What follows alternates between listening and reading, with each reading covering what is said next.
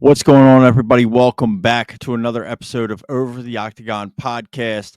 We are here to recap the events of UFC 314 between Alexander Volkanovski and Diego Lopes. This was an incredible card. It lived up to all the hype. Every fight that we were excited for was even better than we could have imagined. We're going to talk about it all right here, right now. If you're not already, don't forget, hit that subscribe button, subscribe to the channel, hit the thumbs up, like the video. If you want to listen to the audio only versions, head on over to Spotify, Apple Podcasts, or Amazon Music. Give us a follow over there. Enjoy this week's video. See you on the next one. Peace.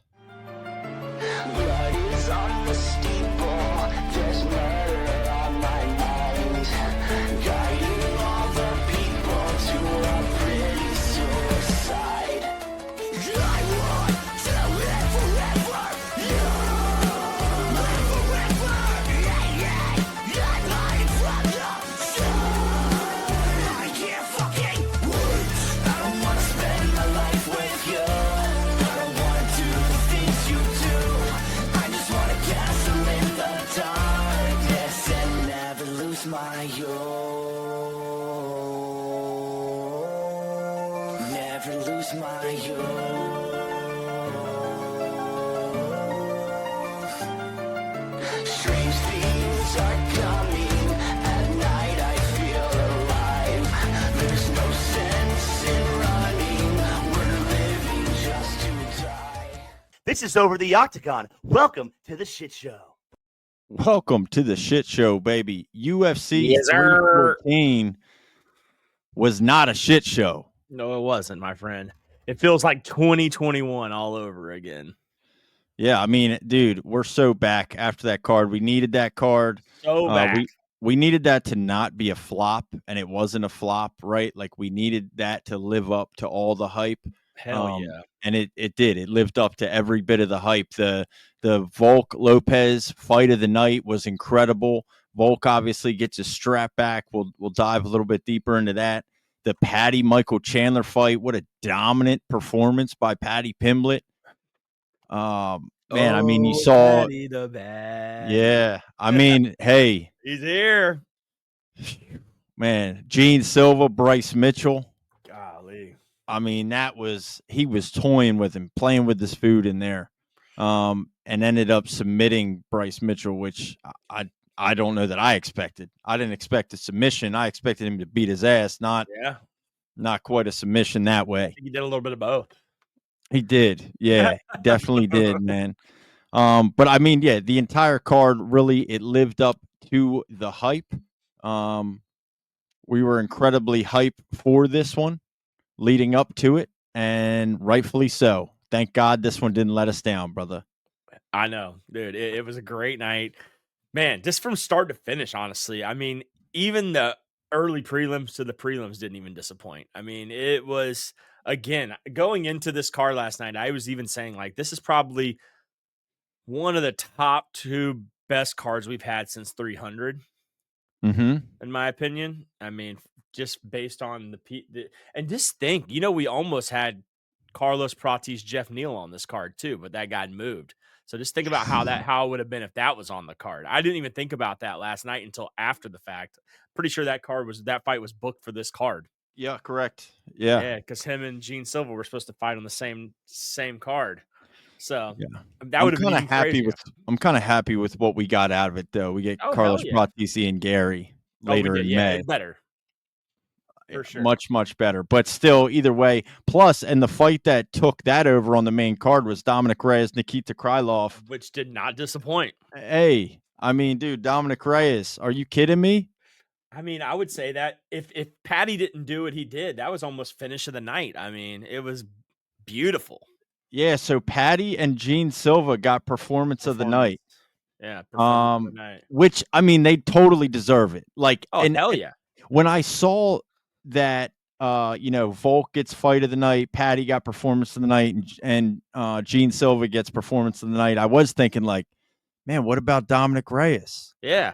But you just can't like who would you can't give him performance over either one of those guys. No. Both of those guys. I mean, Dominick Reyes did dominate, like pure domination too. I don't know. Yeah, I just think it's against I mean, Nikita Krylov as opposed to, the hype that was around sure, the Gene Silva Bryce Mitchell for sure. fight and the way that he went out there. He was toying with him. It was just insane. I mean, even man, I don't know. I mean, just yeah, incredible all around. Bunch of finishes, bunch of KO, TKOs. Even the decisions on this Good card were fights. great decisions. They Yes, weren't, they were. boring fights. Agree.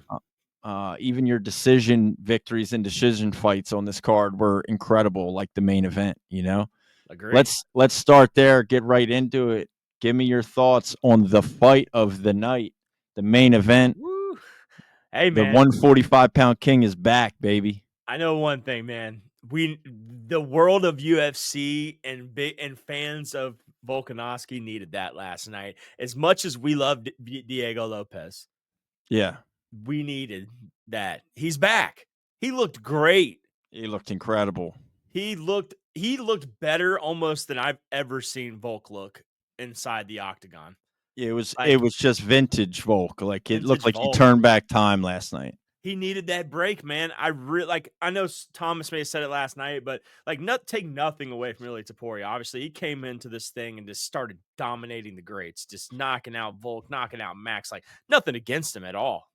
Can't take nothing away. But I just feel like we would have a whole different fight if Volk truly took the time he needed and came out looking like that last night against Ilya Taporia.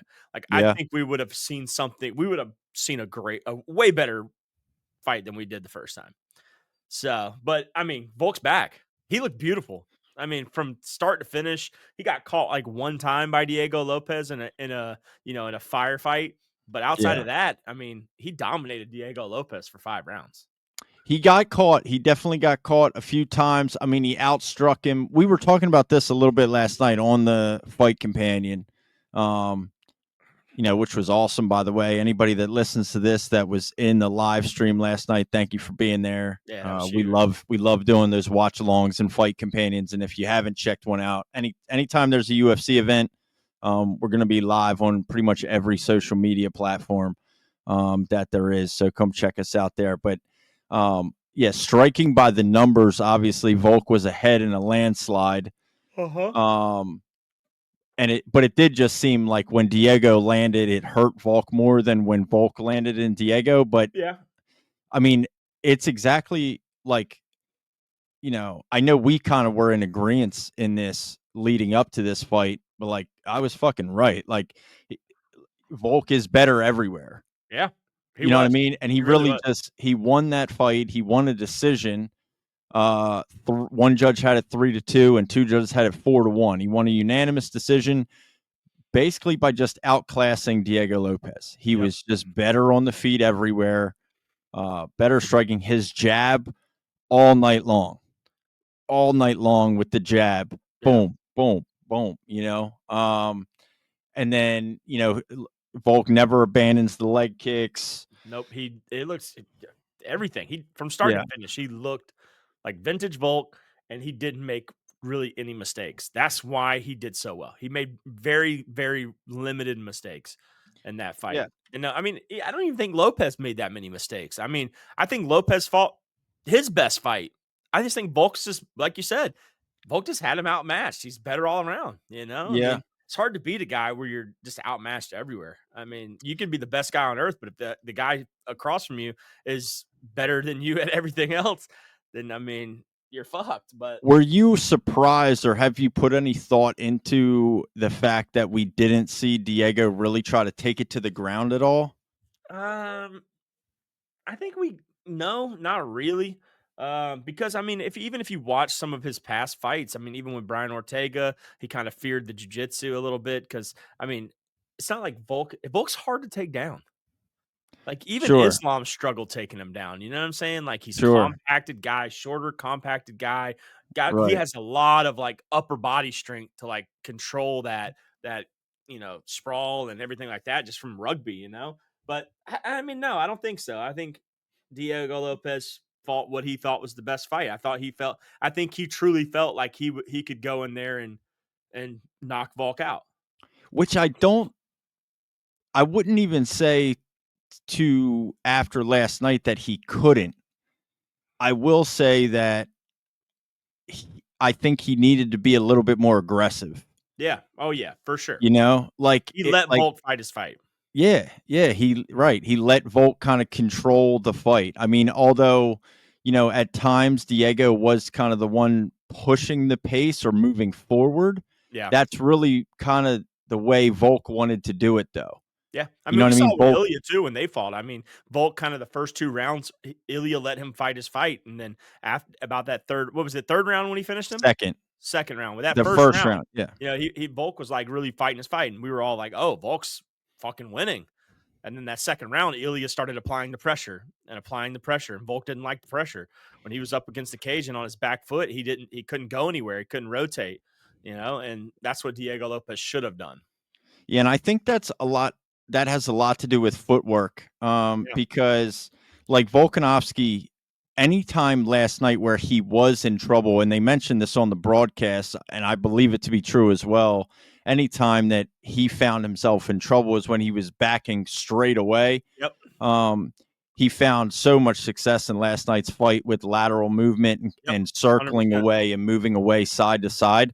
100%. And that's really kind of how Ilya caught him too, right? Ilya cuts angles, backed him straight up against the fence, cuts an angle, hits him with the right hook, sleeps him.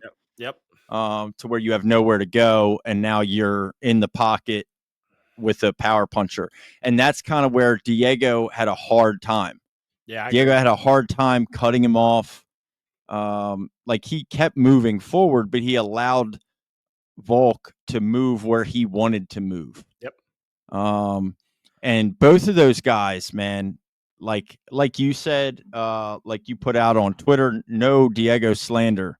Dude, Diego Lopes is still a dog, dude. Yeah, Diego That Lopes guy's is a dog. bro. That guy is tough as shit.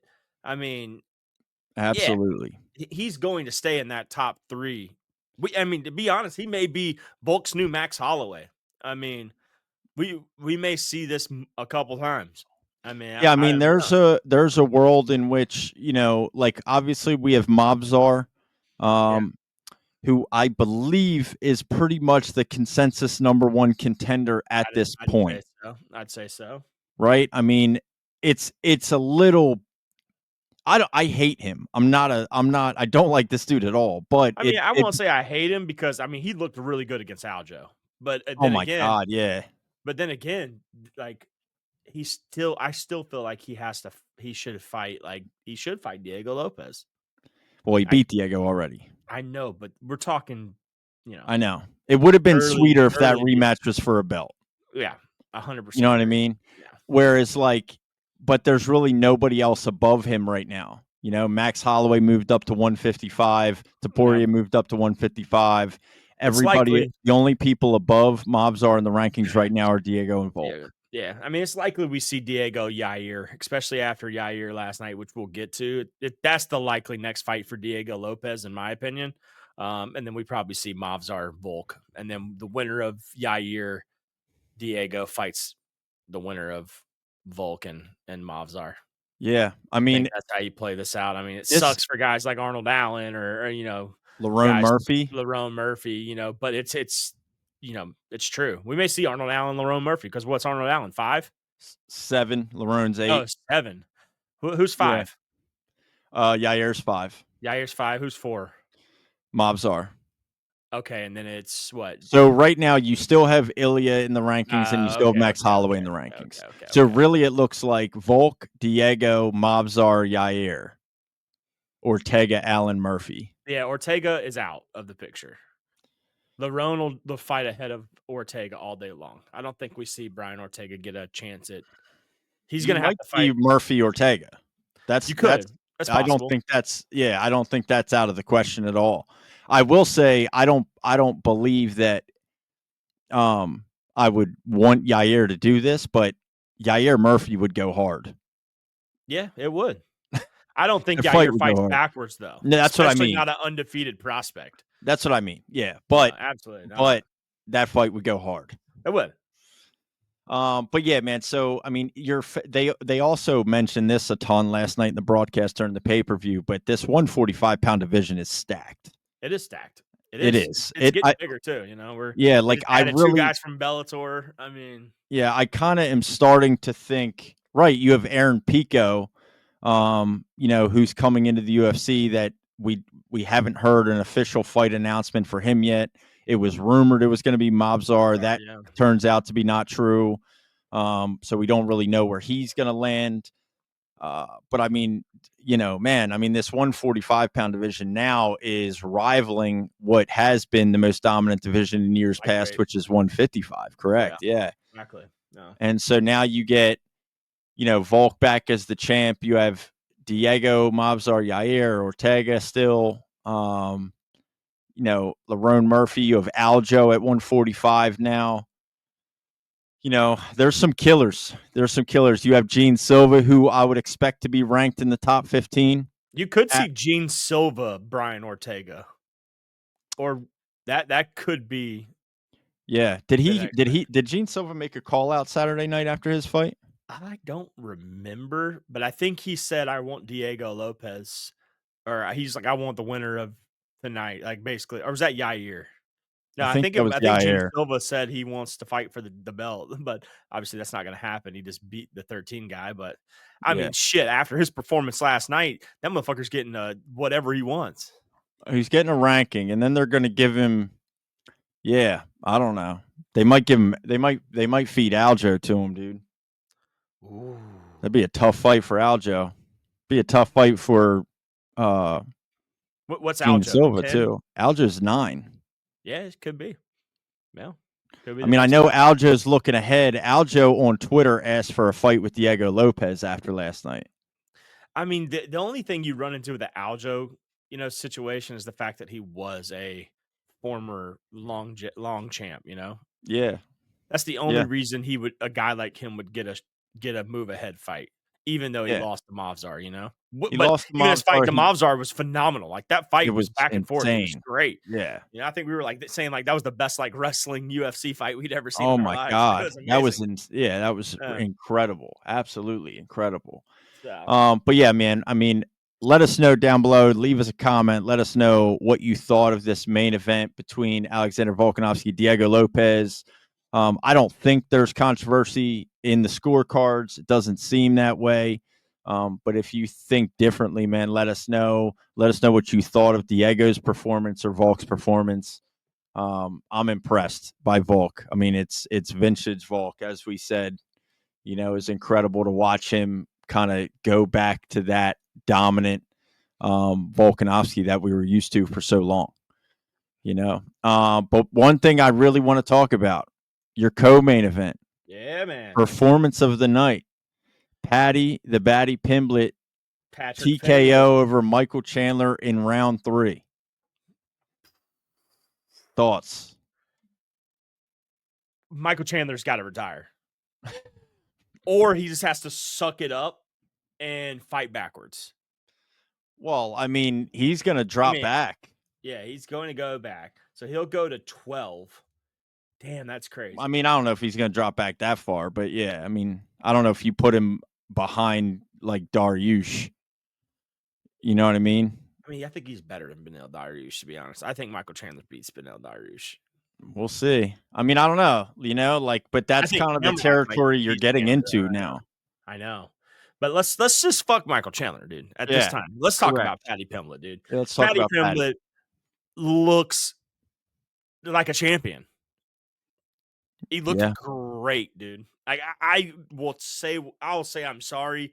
I used to talk a lot of shit about that guy, and I'll be the first one to admit it. When he first came in to the UFC, that Jared Gordon shit and all that stuff, I was like, this guy's overrated. He's going to suck. Boy, was I wrong. That motherfucker is good, and he gets better every single fight, and I respect the shit out of it. He's scary, dude. He is. He is. And he is so composed. He doesn't make mistakes. Like, that's a scary fighter, dude. I mean, and I will say this. I don't know how he fares against Islam. Nobody tends to fare No one too does. well, but the way in which he just dominated Michael Chandler, I think he beats everybody else. You know what I really truly want? I just think you got to do it, dude. You gotta make Paddy versus Ilya. Yeah. Make that Ilya's first fight in the lightweight division. Like that would fucking sell arenas out Oh yeah. everywhere, dude. Oh yeah. Like I think I would almost rather. I think that's a bigger fight to make right now than anybody in that lightweight division outside of Islam. Yeah. You're probably right. Like that would, and it sounds crazy because like before this fight, you would have been like, let's see how Paddy fares out. Now, Yeah. dude, the way he looked like last night, because like I said, Michael Chandler is a big motherfucker. He's good. He's gone the distance with every one of those guys. I mean, he's lost every one of them, but still, like he puts on. He's a tough dude, and Paddy just brutalized him. He did. Yeah. Well, and that's kind of, I guess, to my point, or what I was trying to say is the way in which he beat Michael Chandler compared to the way in which everybody else beat him. I think he beats them all. Yeah. I would even, like, low key, just because I have like a bad taste in my mouth for Armin Sarukian, I'd like to see him beat the fuck out of Armin Sarukian. True, but I think if you really play your if I'm matchmaking and I don't do the Ilya Paddy fight, I think you have to you either do Ilya versus Islam for the belt, or if you say Islam, maybe Ilya doesn't, he's not going to get the title shot right off the jump because technically he didn't really he's only defended his belt once, and he's coming up, and you know what I'm saying. But Yeah. you do maybe Armin versus Ilya and Charles versus Paddy. I think those two, if I'm matchmaking, that's how I'm matchmaking right there. Why not reversed?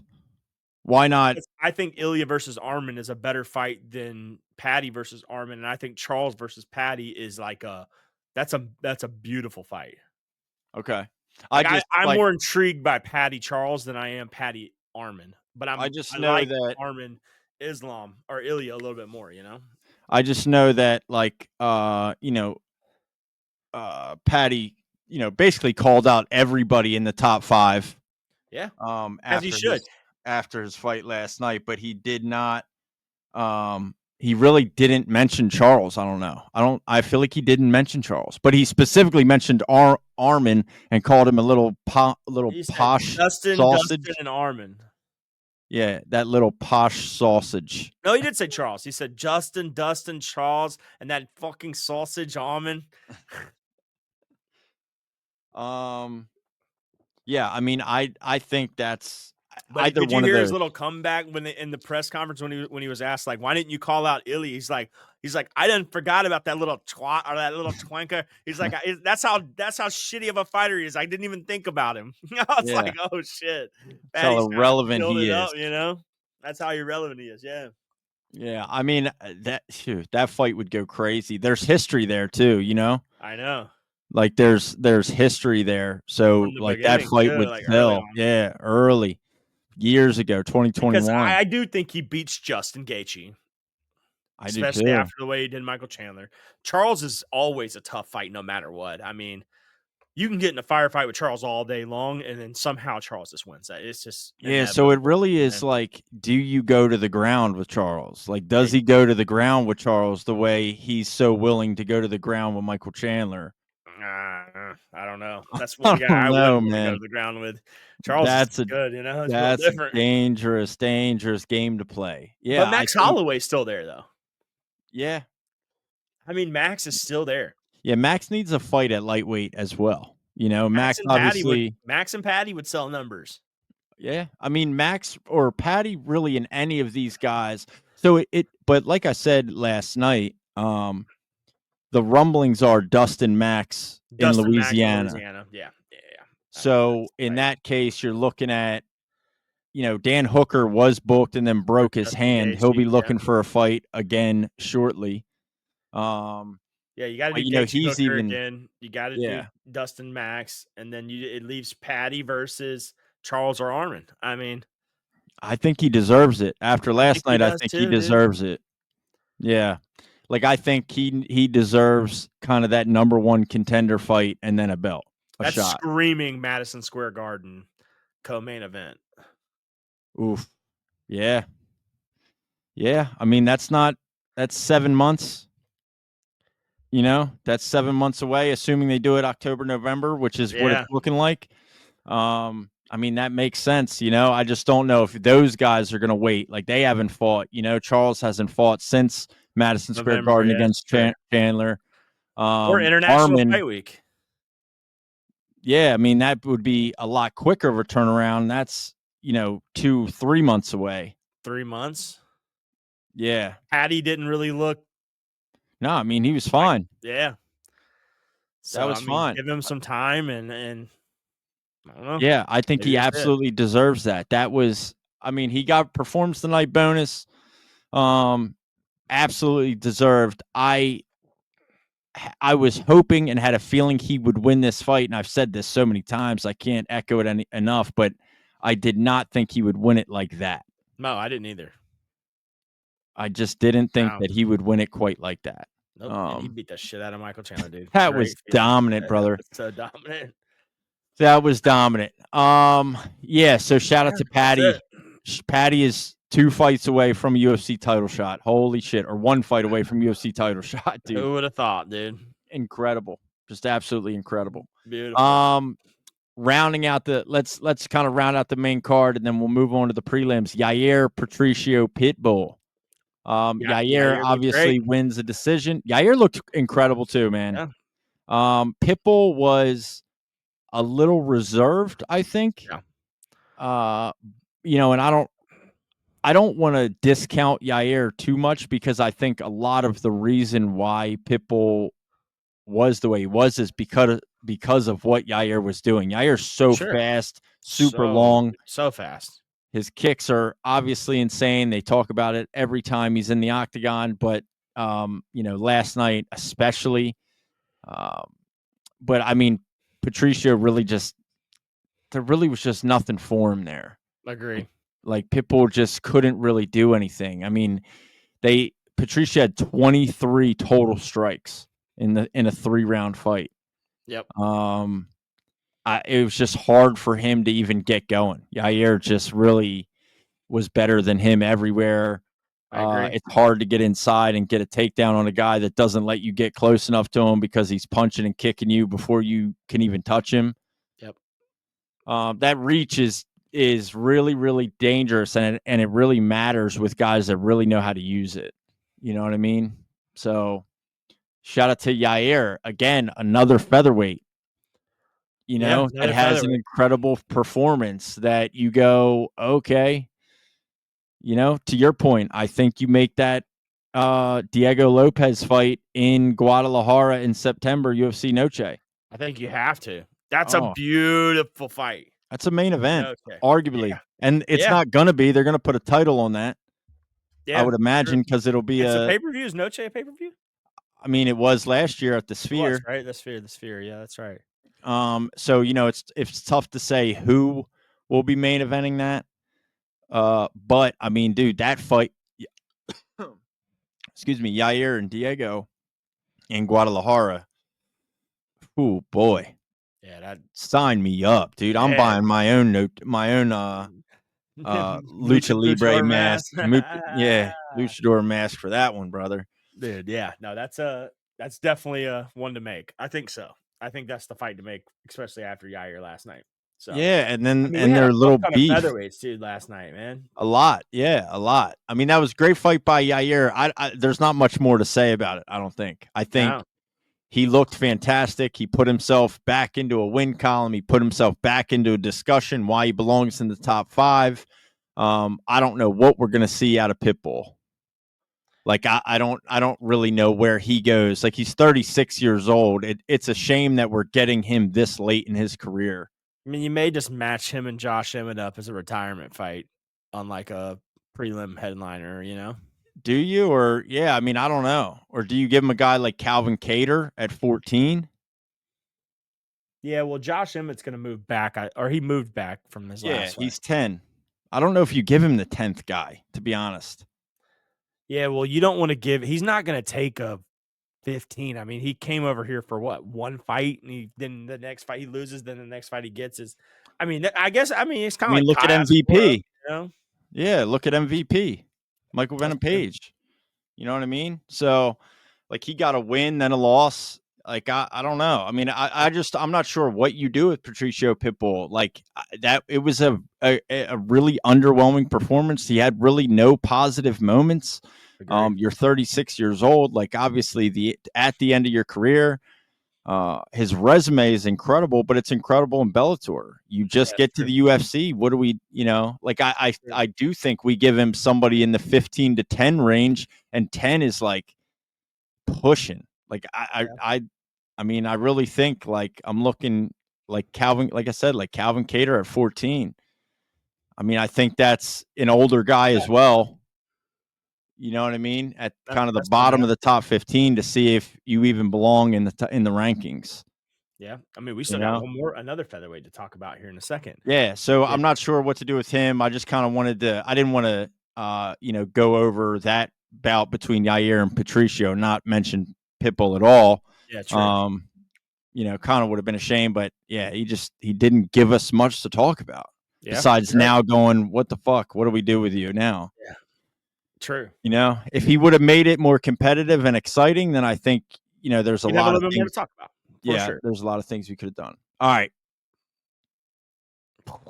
Boy, dude, he did it to him, bro. Bryce The Mitchell, Lord had Gene a different Silva. path for Bryce Mitchell last night. Gene Silva's a fucking animal. That dude is he needs to be locked up in a cage, dude. He's a psychopath.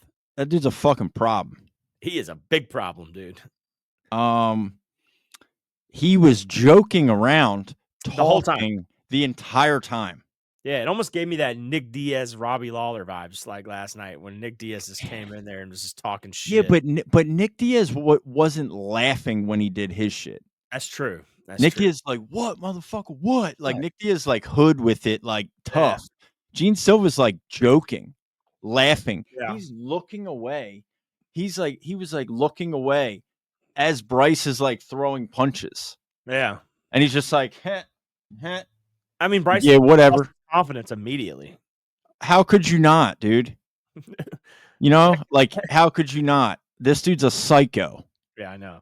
That's what I was saying last night. I'm like, dude, when you're fighting a guy like him, like you're confident. You can't even keep composed, dude, because he's just a nutcase. Did you see? All right, so that's another featherweight. Gene Silva will be ranked in the top 15 come Tuesday when new rankings come out. I would assume he jumps to 13 to Bryce Mitchell's spot. Bryce Mitchell may be unranked, He will or I mean, because Dan Ige is at 15. Dan Ige won too. He ain't going anywhere. No. You could maybe bounce Calvin Cater. Bryce Mitchell goes to 15. Dan Ige to 14. Gene Silva to 13. Yep. If you keep Bryce Mitchell in the top 15, I'm not sure how that'll all shake out, but Gene Silva will be ranked a UFC ranked featherweight come Tuesday. And he'll get a big fight next. No doubt about it. I mean, there's been so much featherweight action. We've talked about these rankings almost with every matchup. So, a lot of matchmaking discussions going on. He's another one. Like, he just injected himself into top 7. And it wouldn't surprise me, bro. It wouldn't surprise me if there is a big fight and something falls out and they call Gene Silva. Ooh. Like a top 5 fight? Yeah, like a top 5 fight. Somebody falls out, and the next thing you know, Gene Silva's stepping in. He wins one more fight, and then he's like, I want a belt now. Because he just dog walks somebody again. Oh, It's so possible. Yeah, but I really want to see how confident he is. Like if he was standing across from Yair last night. Yeah. Is it the same? Is it the same guy? Is it the same person? Or if he's standing across from Diego Lopes, is it the same person? Maybe give him Arnold Allen. Yeah. I love that. Arnold Allen's tough. Allen's Arnold hurt. Allen's got great boxing. Yep. A kind of unique style. I do think Gene Silva probably knocks him out too. Just at this point, there's no reason. There would be no logical reason to pick against any of these fighting nerds. No, not at all. You know what I mean? Like No. just based off of what we've seen, why would you? You know what I mean? I'm telling you, Pratis goes out and beats Gary, and when they fight, I mean, dude, these Man. guys are like It not human. if Pratis goes out and beat Gary in May, I will be obnoxiously, annoyingly rooting for all four of them to hold belts at one time. That would be insanely cool. Yeah, it would be awesome. You get Gene Silva at 145, you get Rufy at 155, Pratis at 170, and Kai Baralho at 185. I don't know how possible any of that actually is, but right now, it looks like it is definitely possible. Yeah. And they have some big fights coming up. Like you have some big opportunities coming up. And if the fighting nerds, if those guys show up and put people down the way that they've consistently been putting people down, I mean, fuck, man. It's just they're tough dudes, man. That's why they're winning, bro. Like even Cal Barola, like he's great. He's good. Yeah. He's just tough as shit, dude. It's gonna be hard to beat a guy like that, man. Same with Rufy. Same with Gene Silva. Same with Pratis. They're just tough ass motherfuckers, man. Well, in the way, like, and I know this dude's really aged, but like the way Baralho beat Jared Cannonier, like, dude, he viciously knocked out Jared Cannonier. Like, I mean, they're scary. That's the thing. Like, they put exclamation points on everything. Yeah, I know. Like, these fights are not close. You know, Rufy, the spinning wheel kick knocks out Bobby Green cold. Baralho knockouts, Pratis knockouts, Gene Silva vicious knockouts, and then last night he submits Bryce Mitchell and leaves him unconscious. Like he tapped, but it happened so quick that he taps, he lets go, and Bryce Mitchell's out. Yep. And then you get the visual of Bryce Mitchell just again. Out again. Bryce Mitchell is like one of the most memeable fighters I know to ever grace the octagon, dude. It's ridiculous. But yeah, man. I mean, golly, dude. Yeah, absolutely incredible win, deserving also of his performance of the night bonus. Gene Silva, he shut Bryce Mitchell up. He did it for the Jews, dude. He did it for. So his very first fight in the Contender Series was a decision, and then after that, it's been 4 straight TKO KOs and a submission. Yeah, dude's a killer. That doesn't typically happen. Guys that have decisions on Contender Series come in and then like lose, like they struggle. You know what I mean? Even guys that like. It's just different. Like when you're coming and you're fighting from Contender Series, and then you come in to actually fight like an already established fighter. It's difficult, man. But he's a different beast. Who the fuck is this guy? Who? Kevin Vallejos, the guy who's Sounds familiar. So this is the guy that lost to Gene Silva in the Contender Series by decision. Okay. He's 15-1 as a featherweight. And he lost to Gene Silva by decision. Then he goes to another organization and then gets the call back to the Contender Series. And now he's on a two fight KO streak. Who the fuck is this guy? Yeah. Maybe that's why he took Gene. So maybe that's why. How old? 23. Ooh, book him. Put a note. We need to put a note for that guy somewhere. What's his name? Kevin Vallejo? Kevin Vallejos. All right. You're listening. You heard it here first over the Octagon watch list. Because that alone right there, buddy, something different about that individual as well. The only loss is to Gene Silva by decision. Right, in the Contender Series. Oh my gosh, dude. 1, 2, 3, 4, 5, 6, 7, 8, 9, 10, 11, 12, 13 of his 15 wins are by finish. Yeah, we need to see him fight ASAP. I'm gonna watch him on Fight Pass after this. See who the fuck this is, because we need to know about it. Make a note if you're listening to this or you're watching this video, Kevin Vallejo. Make a note. Go watch up. Go watch some film. But yeah, man. So that was your other featherweight bout on the main card. Gene Silva went out there, did exactly what he fucking said he was gonna do, and then did the fucking clung to the cage like Spider-Man, barked at everybody.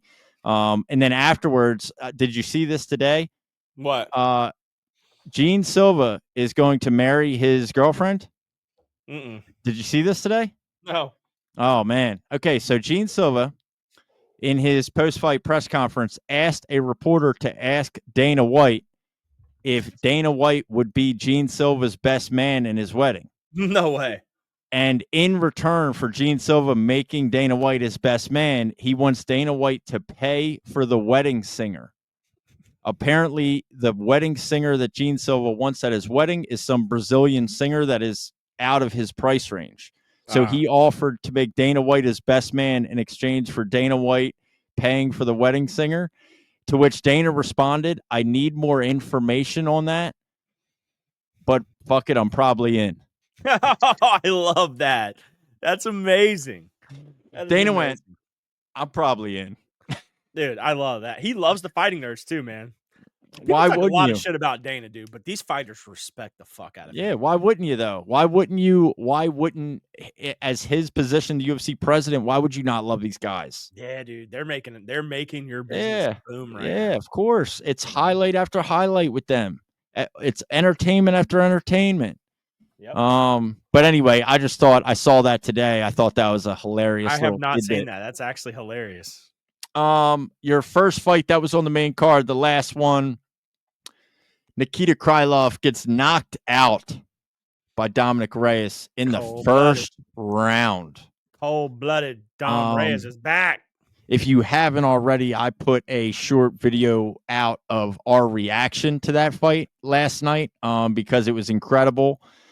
I forget what exactly I said, but I said, No, you're like, we need some more action. Like we need something a to pop off. we need to start this off with a bang. Bang. Yeah, I think is what I said.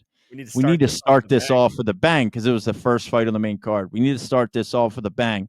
Literally 4 seconds later, counter left hand, identical to the way Conor McGregor knocked out Jose Aldo, as they mentioned last night.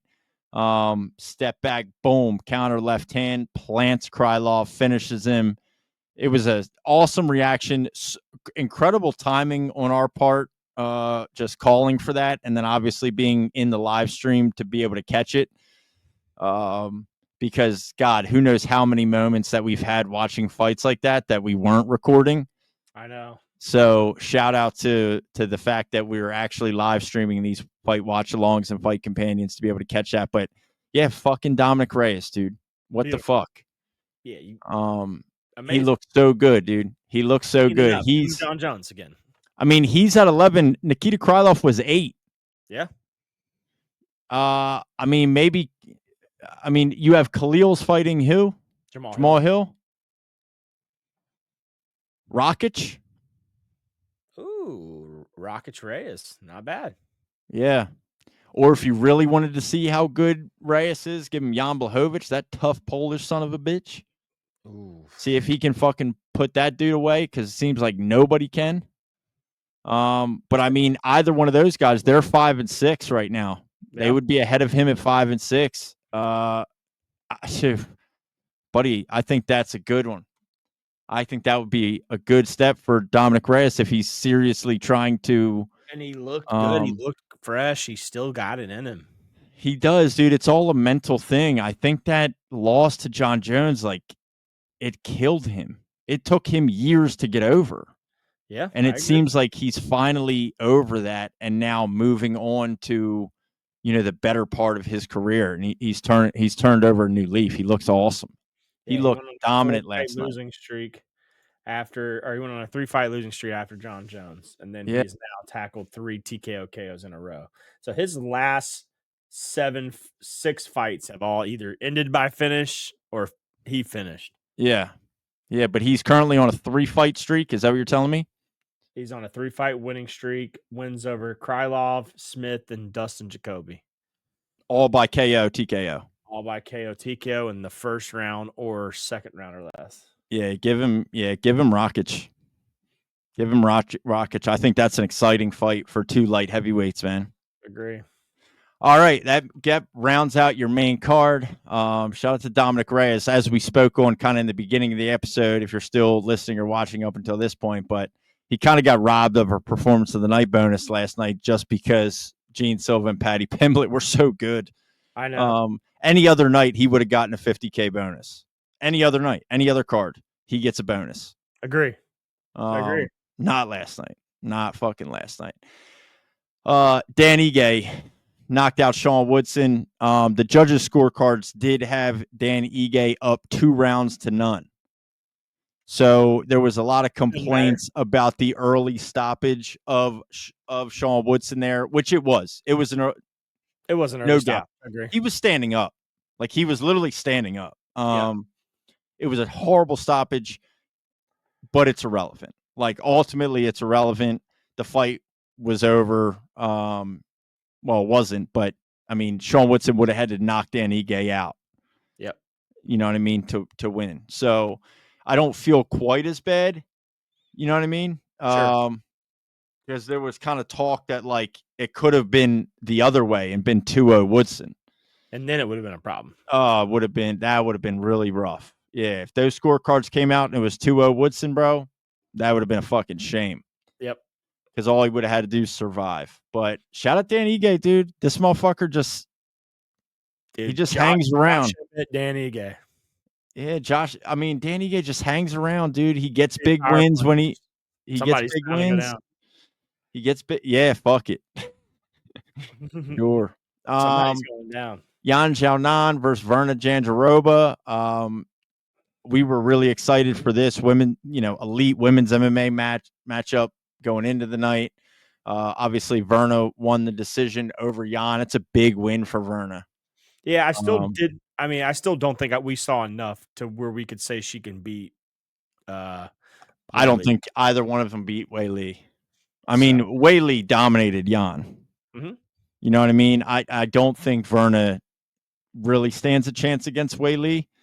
But Wei Li is really approaching like Amanda Nunes levels of domination in the strawweight division.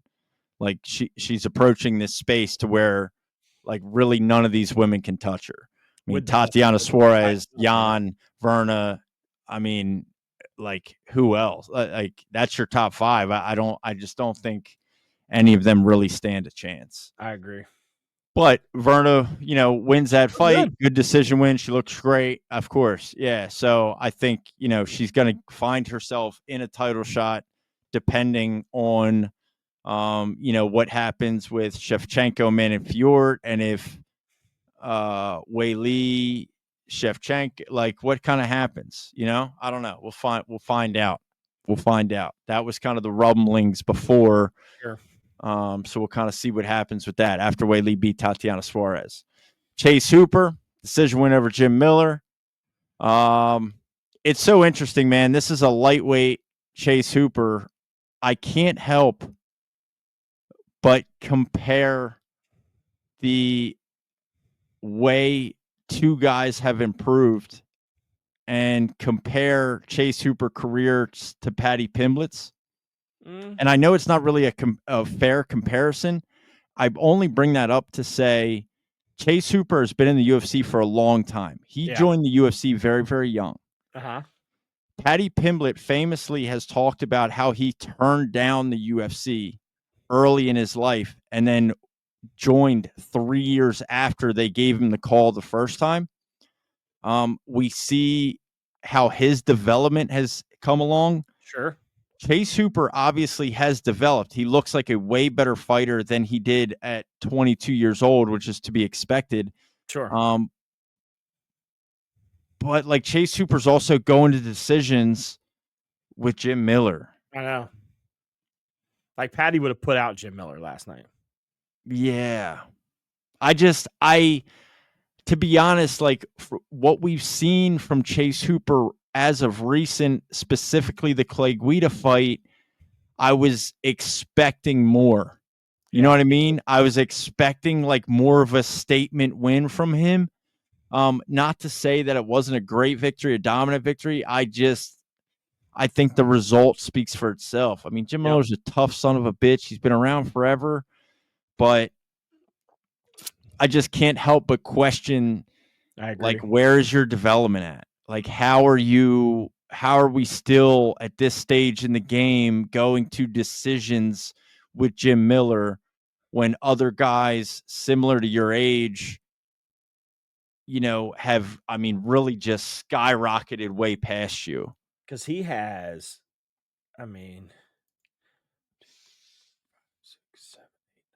11 fights in the UFC.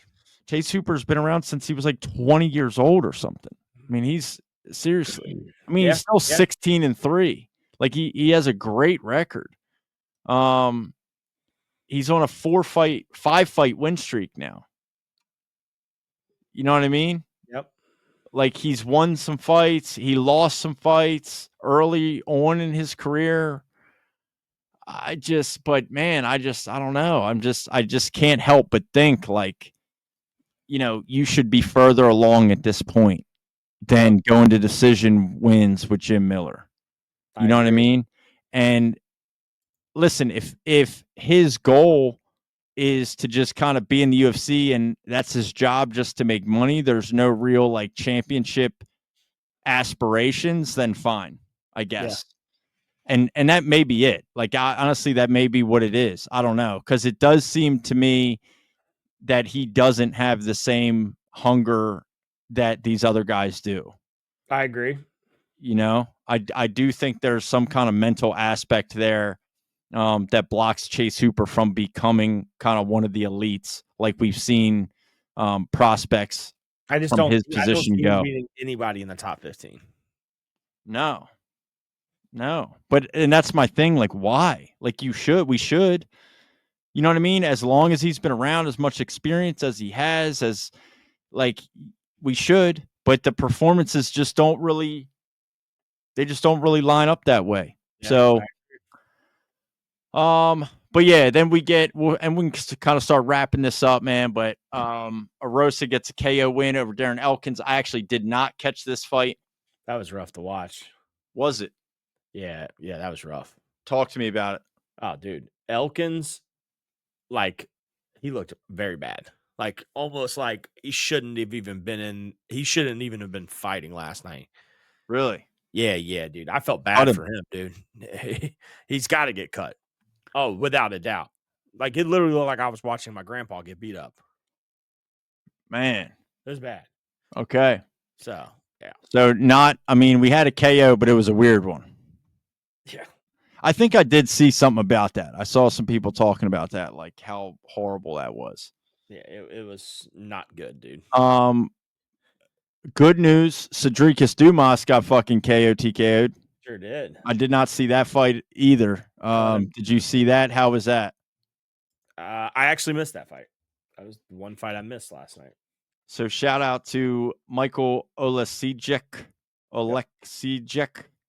Man, Cedric Dumas, he's done nothing to where it matters. I mean, he's got best win is over Cody Brundage. Who's this? Cedricus Dumas. Yeah, cut him. Nah, he admitted to being high in the cage, dude. Cut him. Yeah. Like, honestly, I would have cut him then, but now, cut him. Yeah. Dude's been arrested 15 times. He admitted to being high in the cage. Cut him. Honestly, I think it's a bad look for the sport that you have this dude just like fucking hanging out in the UFC. Like, it's just a bad look. Like, this dude calls himself a professional athlete. I think it's a spit in the face to all these other guys. Yep, I agree. I think he has more fights, or he has just as many fights in the UFC as he does mugshots. More mugshots than he does fights in the UFC. Yeah. So shout out to Oleksiejczuk. However you say that name. KO Cedricus Dumas. Cut him. Mitch Raposa. Sumud Hari. Man, I'm not gonna be able to say that. Guy from China gets a split decision win over the Massachusetts kid, Mitch Raposo, tough to watch. I don't know, man. It's the second like kind of tough fight for Mitch Raposo. Last night it's a tough matchup, but he's so small. I know. Like I don't know who It's you give always him. going to be a tough match. It's always going to be a tough matchup. It's the UFC, dude. It is, yeah. Yeah. Right. Can't just say, Absolutely. it's a tough matchup. It's a tough matchup. Like, who the fuck is Sumadarji? Yeah, sure. Yeah. You know? Yeah, I mean, You got to get 17 past and these guys 7. to make a name. Yeah, I mean, Now, I'll give him his credit for his first fight. That loss was to a solid guy in the UFC. yeah, and he took it on 10 days notice. Yeah. Yeah, This absolutely. one, it's just, I mean, Yeah, you almost give him a pass for that first one. pass for the first one. Yeah. This Yeah, one, I mean, this guy Mudari, also on a 3-fight losing streak going into last night. had a full camp. Should have been healthy. Should have been ready. Wrestling ain't gonna win you your fights, dude. I'm sorry. I mean, it is if you're able to get the takedowns. I don't know. It's almost similar to kind of the Diego Lopes. Like I give it the same kind of criticism I gave to Diego Lopes. Like it's like almost a lack of aggression. Yeah. You know, like his coaches in the corner of that fight were kind of calling like, go harder, go, trust us, throw this, trust us, you know? And I don't know. I would, like to hear maybe what he has to say about it. I was obviously rooting for him. We got to meet him when we were up at Cage Titans. Obviously rooting for him, but I'd like to kind of hear what he has to say about that fight or what he would maybe do differently. But that was a tough one to watch. Tresean Gore also got not TKO'd last night against Marco Tulio. Yeah, and Gore then will Nora. Different promotion soon. Who? Tresean Gore. Yeah. He'll be in like NFC soon, probably, huh? Yeah, for sure.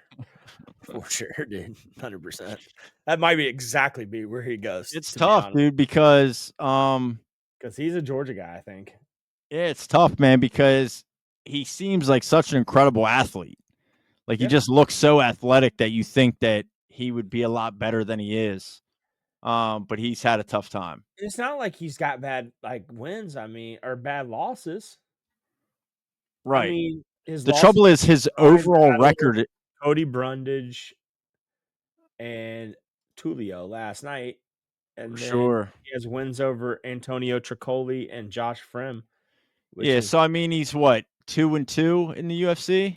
Why did I feel like he lost to fucking Bo Nickel? Oh, he pulled out of the fight, didn't he? Yes. That's right. That's when Bo Nickel fought the Volk. Val Kilmer or whatever his name is. That's the actor that just passed away. I was about to say that too. But yeah, the black Val Woodson. Yeah.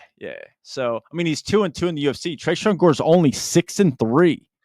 Yeah, I know. He's so I don't understand. Like this is the same as whatever that fucking other middleweight. There was another middleweight they just cut.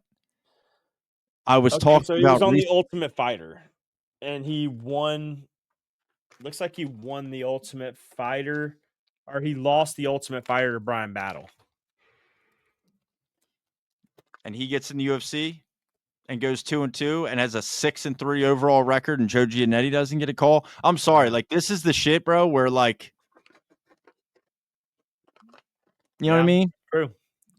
I'm sorry, man. Like this is the bullshit where I have to start like questioning like who are your motherfuckers managers or something? Like who do you guys know? Because like who's the Dylan Butka. Dylan Butka was like basically 500, had like 10 total professional fights, was in the UFC, sucks, just got cut.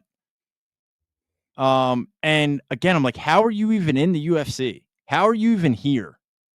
Genuinely. How are you getting a Contender Series shot? I don't get it. I don't understand it, dude. Yeah, I will like some of these guys that get in, I don't understand really how they got here. I don't fucking understand.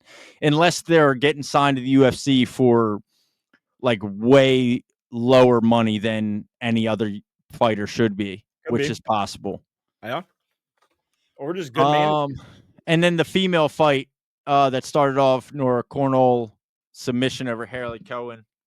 Yeah, not much to say. You can hear me Nora now? called out Eileen Perez, though. Yeah, she's not getting that fight. Sorry.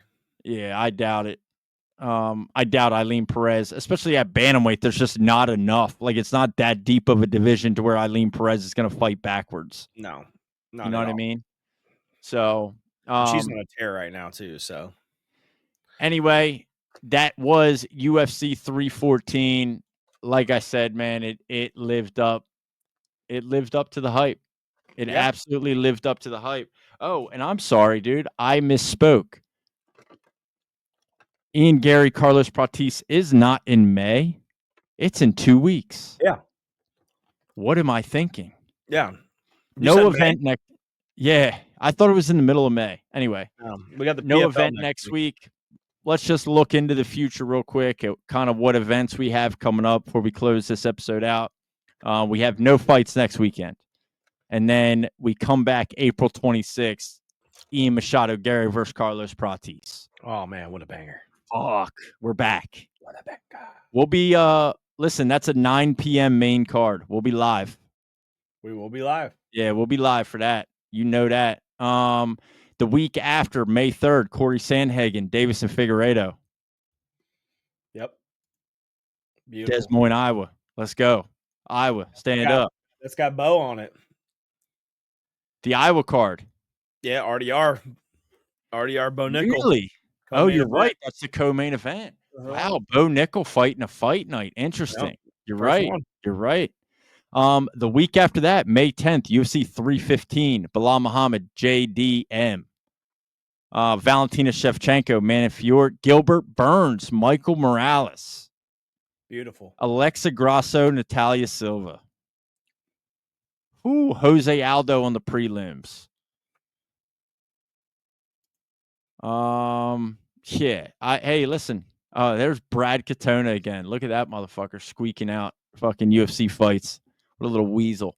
But yeah, that's May 10th, man. We're right there.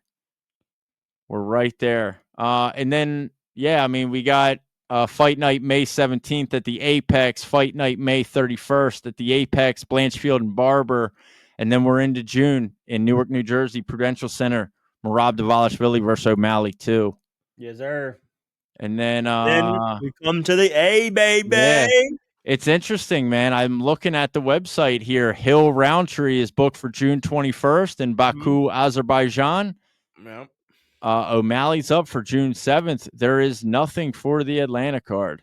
There is nothing, my friend. Not a motherfucking fight. Not a single fight listed. It won't be a title shot, so we can count that out. But it For will be a very big fight. I hope so. I'm trying to think of who it could be. We'll see. I mean, I almost We'll see. feel like it's gotta be a welterweight, maybe. We'll see. We'll see. Hopefully we get that announcement soon. We were kind of hoping for it last night. We didn't get it, but we'll see. UFC Atlanta. UFC Atlanta June 14th. So we'll see what's up with that. But anyway, listen, that's our UFC 314 reaction, recap, discussions, rankings, matchmakings. Like I said, it lived up to the hype. Don't forget, if you're still listening, if you have not already, click that subscribe button, subscribe to the channel, hit that thumbs up, like the video. If you're listening on Spotify, follow the page, follow the channel. Check out our social medias. Boom.